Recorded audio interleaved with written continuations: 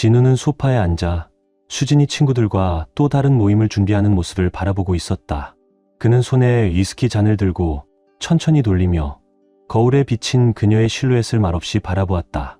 몇 달 전부터 그는 무언가 달라졌다는 걸 느끼기 시작했다. 그녀의 웃음은 어딘가 부자연스러웠고 손길은 차갑게 느껴졌다. 하지만 진우는 그저 일 때문이겠거니 혹은 평범한 피로겠거니 생각했다. 그러던 어느 날 수진의 가장 친한 친구인 민지에게서 메시지가 왔다. 우리 만나야 해. 급한 일이야. 그들은 진우의 사무실 근처에 있는 조용한 카페에서 점심을 함께 하기로 했다. 민지는 평소와 달리 당황한 표정이었다.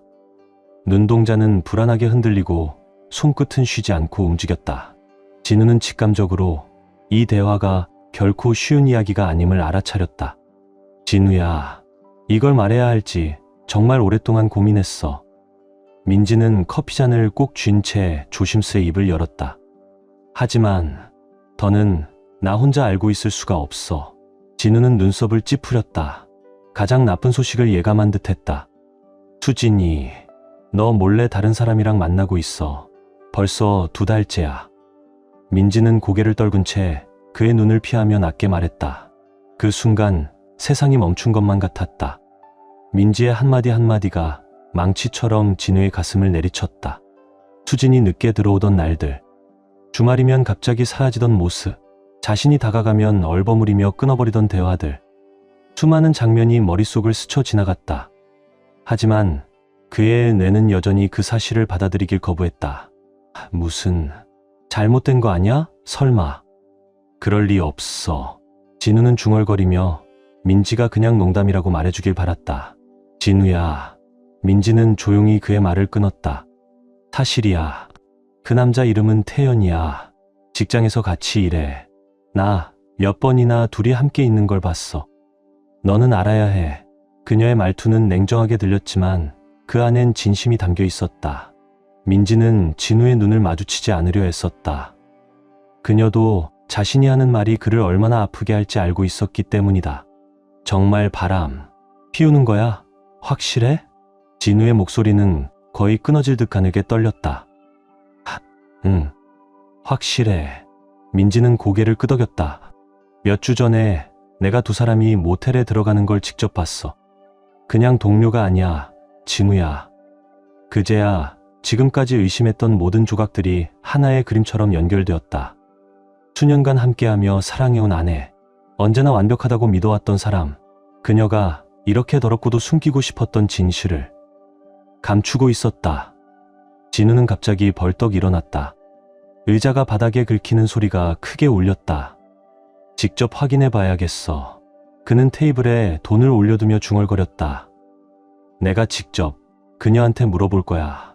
그가 급하게 자리를 떠날 때 민지가 붙잡으려는 목소리가 들렸지만 이미 분노와 절망이 뒤섞인 감정이 그의 가슴 속에서 끓어오르고 있었다. 그는 거리의 행인조차 제대로 보지 못한 채 서둘러 차로 향했다. 머릿속엔 수많은 생각이 엄청난 속도로 회전했다. 수진, 모텔, 태연, 진실인지 아닌지 직접 알아내야만 했다. 집에 도착했을 때 다행히도 수진은 아직 없었다. 진우는 차분함을 되찾으려 애썼다. 지금이 기회였다. 갑작스럽게 떠오른 계획이었지만 그는 이것이 유일한 방법임을 직감했다. 그는 조용히 안방에 작은 몰래카메라를 설치했다. 이 방법이라면 그녀에게 직접적으로 묻지 않고도 진실을 알아낼 수 있었다. 수진이 정말 태연과 만나는 사이라면 곧 모든 것이 분명해질 것이다.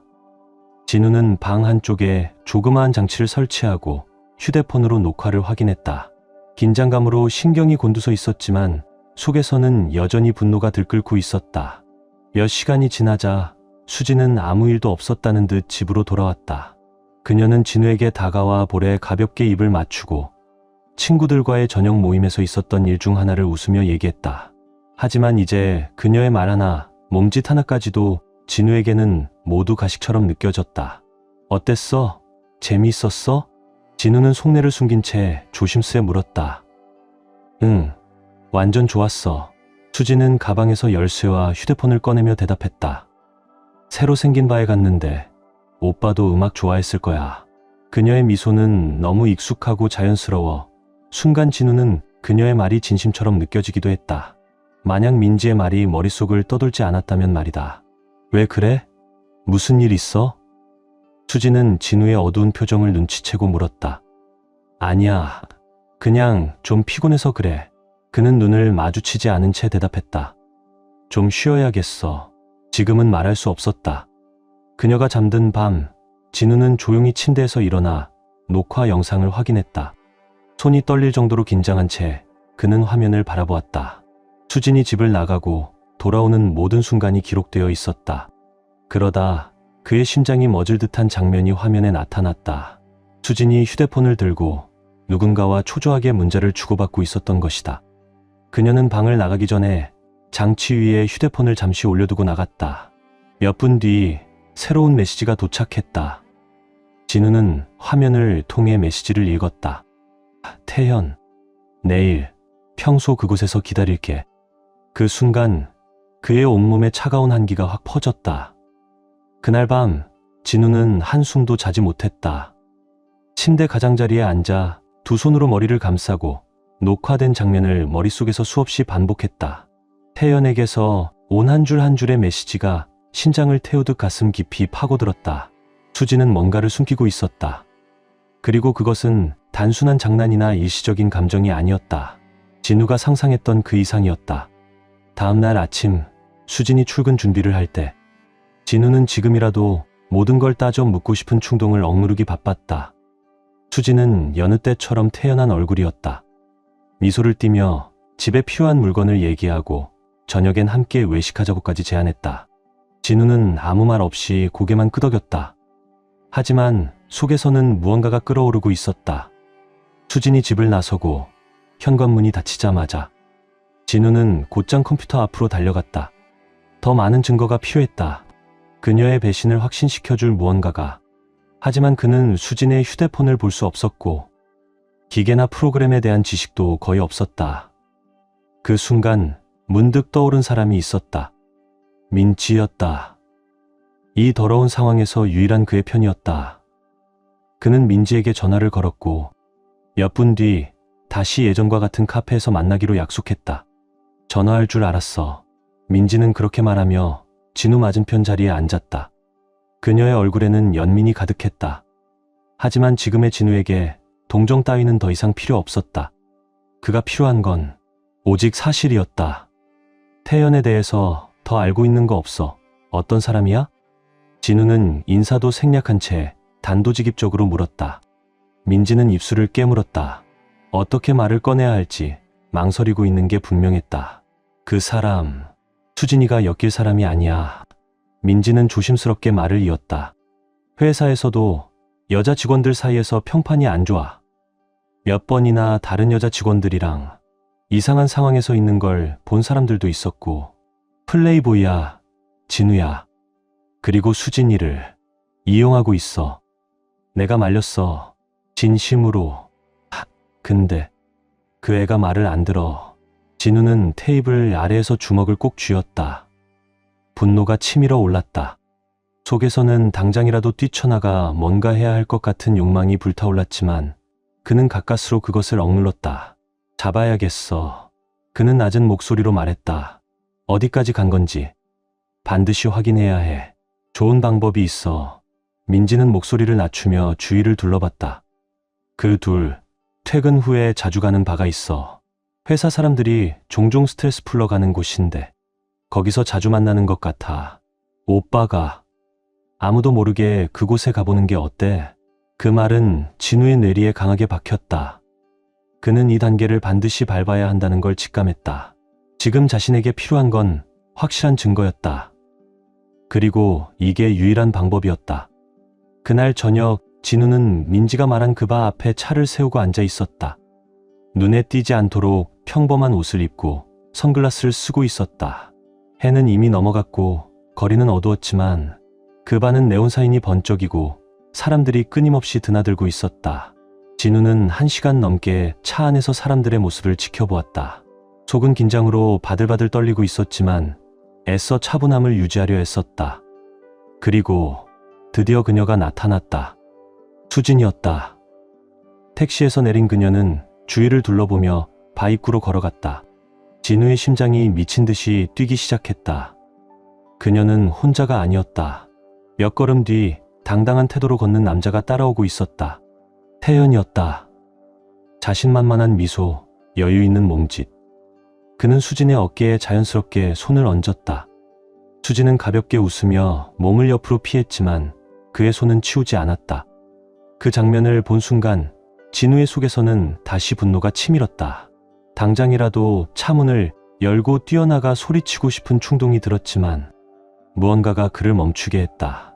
더 현명하게 행동해야 했다. 확실한 증거가 필요했다. 그는 두 사람보다 몇 분 늦게 조용히 바 안으로 들어갔다. 사람들 틈을 피해 눈에 띄지 않는 구석자리에 앉아 메뉴판 너머로 두 사람을 지켜봤다. 수진과 태연은 바 테이블에 나란히 앉아 세상에 그들 둘만 있는 듯 웃고 이야기하고 있었다. 진우의 시선은 단 한순간도 그들에게서 떨어지지 않았다. 그러다 그 장면이 벌어졌다. 태연이 몸을 기울여 수진에게 바짝 다가갔다. 그의 손이 수진의 등을 따라 아래로 미끄러졌고 그는 귀에 무언가를 속삭였다. 수진은 고개를 살짝 기울이고 미소를 지으며 천천히 고개를 끄덕였다. 그리고 둘은 자리에 돈을 놓고 일어섰다. 출입문 쪽으로 향했다. 지금이었다.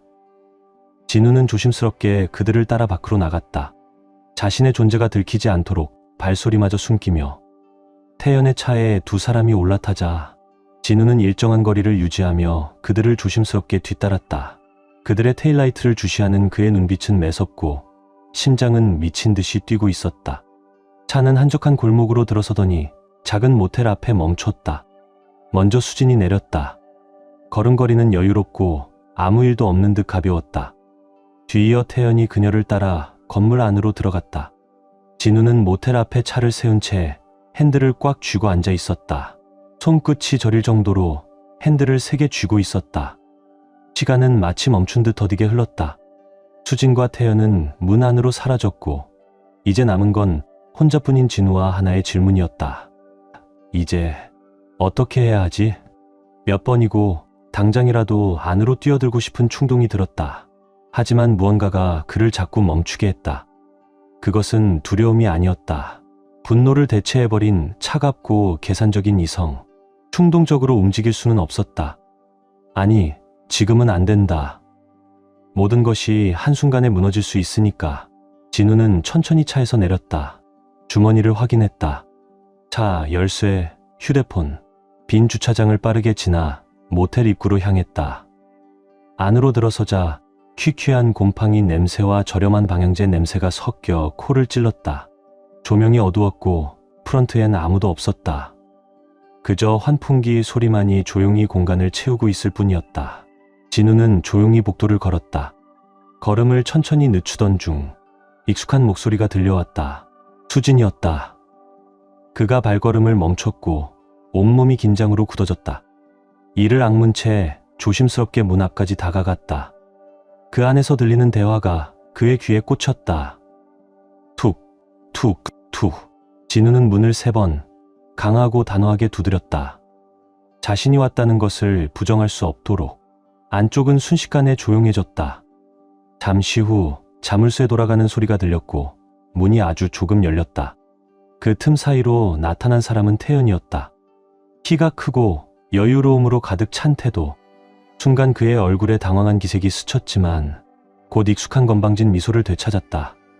어이, 진우씨. 이런 데서 만나다니 뜻밖이네. 그는 마치 친구를 초대한 듯한 뻔뻔한 말투로 말했다. 수진아, 손님 오셨네. 그 뒤로 수진이 모습을 드러냈다. 그녀의 얼굴엔 충격과 두려움이 가득했다. 한 걸음 앞으로 다가서려 했지만 진우는 단 한 번의 눈빛으로 그녀를 멈춰 세웠다. 할 얘기가 있어. 진우는 차가운 시선으로 태연을 바라보며 말했다. 태연은 코웃음을 치듯 팔짱을 끼고 오만하게 웃었다. 얘기할 게 뭐가 있어? 다 봤잖아, 진우씨. 그는 비웃음을 흘렸지만 그 안에서 진우는 느낄 수 있었다. 그 미소 뒤에 숨어있는 또 다른 감정. 두려움? 잠깐만 나가 있어, 수진아. 진우는 여전히 태연에게서 눈을 떼지 않은 채 조용히 말했다. 수진은 그 둘을 번갈아 보며 멈칫했다. 태연은 고개를 살짝 끄덕이며 괜찮다는 듯 신호를 보냈다. 수진은 조용히 문 밖으로 나가며 문을 닫았다. 이제 둘만 남았다. 공기 중엔 무거운 침묵이 흘렀다. 말 몇 마디로 이 상황이 해결될 거라 생각해? 태연은 다시 한번 비웃으며 말했다. 넌 약하잖아, 진우씨. 그러니까 수진이가 나한테 온 거야. 그 여자한텐 너란 존재 그냥 없는 거나 마찬가지야. 그녀가 원하는 걸 너는 못 주거든. 진우는 한 발 앞으로 다가섰다. 그의 얼굴엔 더 이상 감정도 없었다. 태연의 말은 이제 아무 의미도 없었다. 넌 그 아이를 몰라. 진우는 굳은 목소리로 말했다. 그저 더럽고 유치한 게임을 하고 있을 뿐이야. 하지만 오늘로 끝이야. 태연은 천천히 침대 옆 의자로 걸어가 거기에 놓여있던 재킷을 집어들었다. 천천히 걸치며 시선을 피하지 않았다. 그는 이 다툼이 불가피하다는 걸 알고 있었고 그 안에 어떤 기묘한 즐거움이 담긴 듯한 눈빛이 반짝였다. 그에겐 이것이 우월함을 증명할 기회였다. 내가 그 애를 너보다 훨씬 더 잘 알아. 진우씨, 믿어봐. 이젠 그 여자는 내 사람이 아니야. 태연은 그렇게 말하며 진우의 얼굴을 똑바로 바라봤다.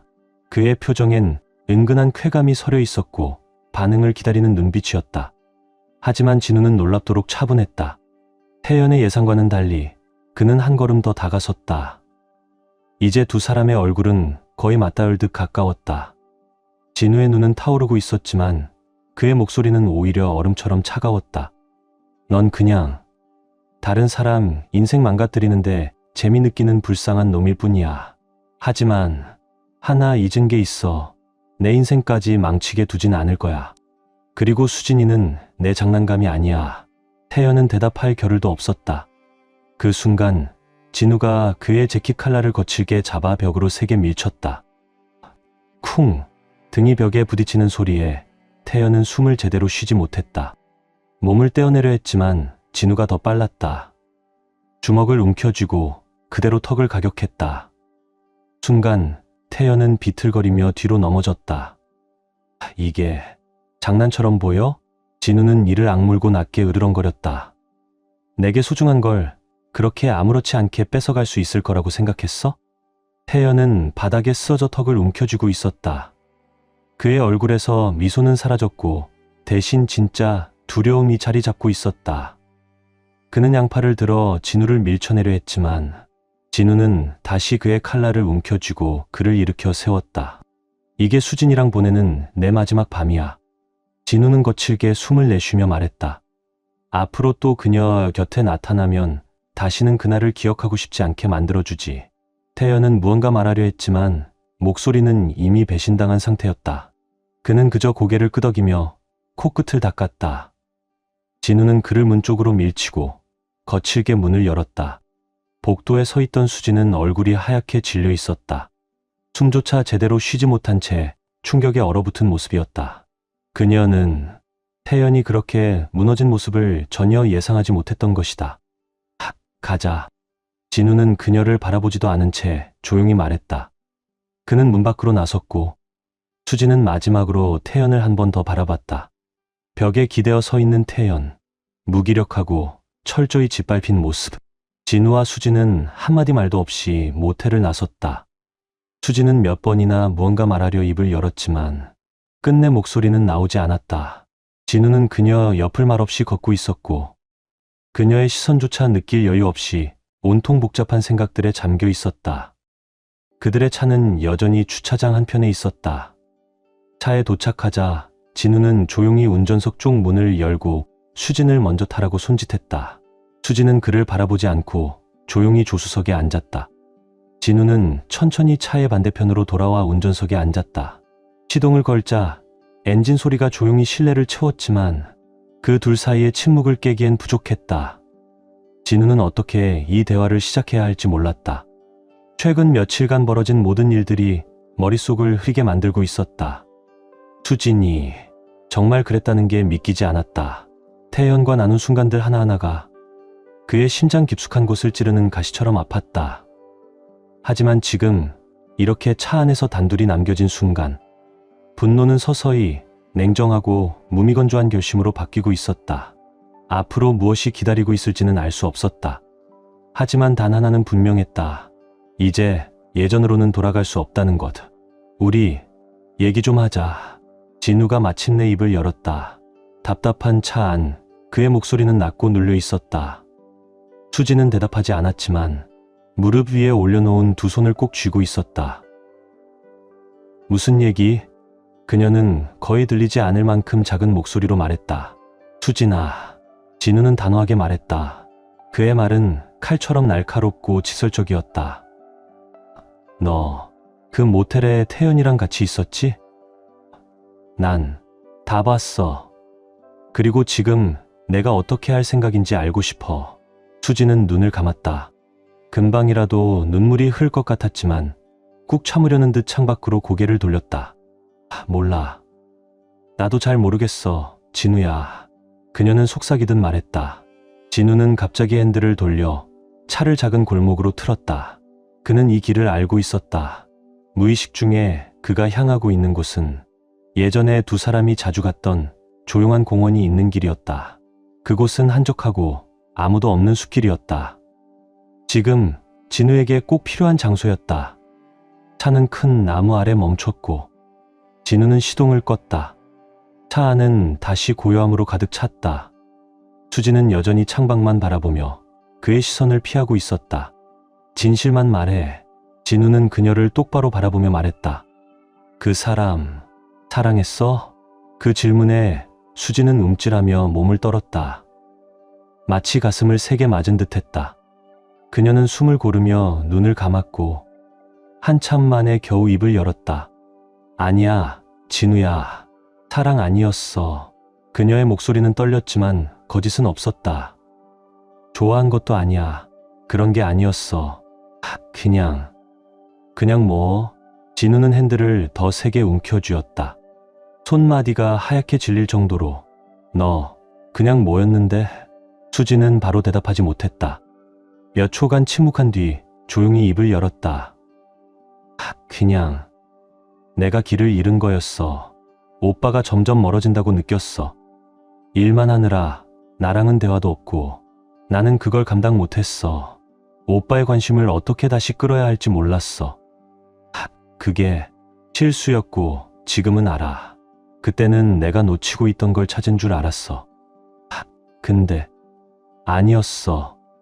완전히 잘못된 거였어. 진우는 그녀를 바라보았다.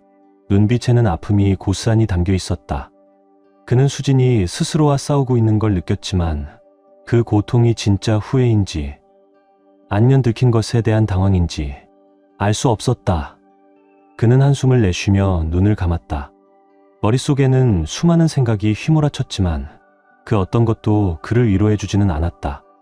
이대로는 못 살아. 그는 조용히 말했다. 너는 나를 배신했어. 우리가 함께 쌓아온 모든 걸. 수지는 고개를 떨구었다. 두 뺨 위로 눈물이 천천히 흘렀다. 알아. 진우야, 나도 알아. 그녀의 목소리는 거의 속삭임처럼 작았다. 정말 다시 돌이키고 싶어. 제발 한 번만 기회를 줘. 진우는 천천히 눈을 떴다. 그리고 그녀를 바라보았다. 그 순간 그는 깨달았다. 이제 결정을 내려야 할 때라는 것을.